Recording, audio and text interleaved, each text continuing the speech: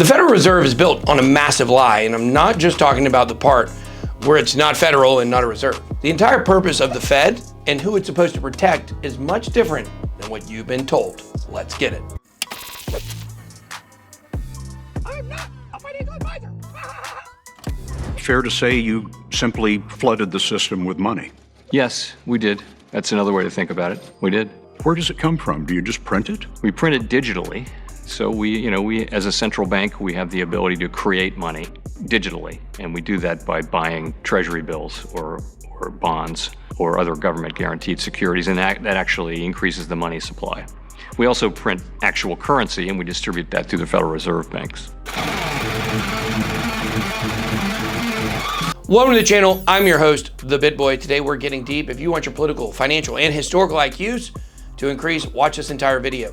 In this series, we're taking a look at The Creature from Jekyll Island by G. Edward Griffin and going through the big lessons from each section of the book. In our last video, we covered the formation of the Federal Reserve, which is talked about in the first chapter.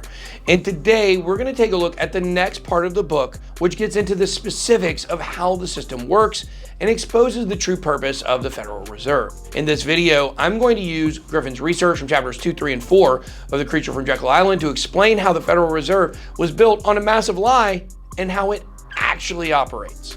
When you look back at the official history of the Federal Reserve, the main story is that it was a response to economic dangers of the time, and it was designed to protect the average person and the country as a whole during times of financial crisis. But that isn't true at all.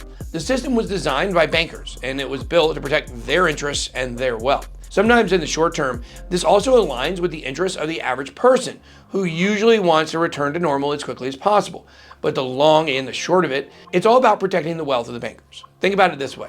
One of the main responsibilities of the Federal Reserve is to bail out failing banks and financial institutions. And most of the games they play with the economy to keep it stable is just another tool to achieve that goal. Whenever the banks start acting like degens with money that isn't theirs, the Federal Reserve steps in to bail them out to save them from facing any consequences for their actions.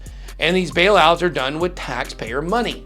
This means that the losses suffered by banks are transferred to the public. Even if the people with money in those banks are made whole, they're probably still paying for their own reimbursement through taxes. When banks are bailed out, they avoid going bankrupt, but the cost of the bailout is paid by taxpayers, either through direct government spending or through inflation, which erodes the value of the currency. This process basically socializes the bank's losses, spreading the costs across society, while the profits remain in private hands. On the other hand, when the economy is doing well and the banks are making profits, they get to keep those profits without any obligation to return the favor to the public that bailed them out during tough times.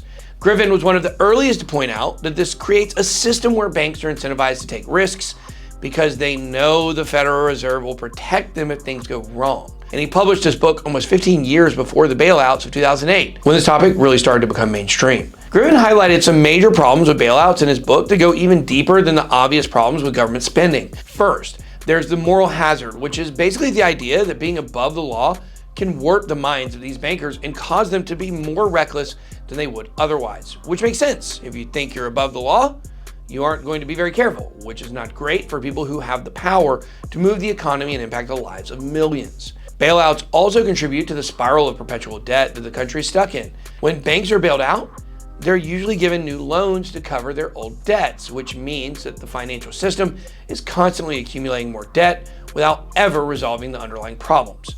This leads to a cycle of borrowing and bailouts that ultimately benefits the banking elite while trapping the public in a system of perpetual debt. Are you new to crypto and feeling overwhelmed? It's hard to find a comprehensive guide that covers everything you need to know. Get my book, Catching Up to Crypto. It's the ultimate guide to understanding and thriving in the crypto world. Available on Amazon, also on Audible. Bailouts from the Fed are also contributing to inflation and eroding the value of the dollar over time. When the Federal Reserve creates new money to bail out banks, it increases the money supply, which devalues the currency. This means that ordinary people's savings lose value while the banks that caused this crisis are allowed to continue operating without any real accountability. The power to bail out banks also gives the financial sector a massive amount of political power that is almost entirely invisible unless you're one of the few people who are paying attention. Banks can use their influence to push for policies that benefits them, knowing that if their actions lead to a crisis, the Federal Reserve will be there to bail them out as always. This creates a situation where the banking elite can effectively control government policy, using their power to shape the economy in ways that benefit them at the expense of the public. They can also use economic crashes as a threat, claiming that there will be a massive depression if they don't get their way. By just manipulating interest rates and the money supply a little bit, the Fed can influence everything from inflation to unemployment, effectively controlling the entire economy. The Federal Reserve is not a neutral institution working for the good of the economy. It's a cartel designed to protect the interests of the banking elite, and the long-term effects of bailouts prove this. We've had over 100 years to figure out the effects of these policies, and they're obvious, which is why the bailouts that have happened in the past decade were extremely unpopular across the political spectrum. The creation of money itself is another responsibility of the Federal Reserve that bankers benefit from. In chapter 4 of the book, Griffin calls the process of money creation at the Fed the Mandrake Mechanism, which is taken from the comic book magician Mandrake, who could make things appear and disappear. This is a symbol for how the Federal Reserve uses a kind of financial magic to create money out of thin air. When the Federal Reserve creates money, it doesn't involve printing physical currency. Instead, money is created electronically when the Fed buys government securities from banks. This is usually done in the form of treasury bonds. The Fed credits the accounts of the banks with newly created money, which the banks can then lend out, effectively multiplying the money supply. Banks are only required to keep a fraction of their deposits on reserve, which means that for every dollar deposited, they can lend out multiple dollars. This lending further expands the money supply.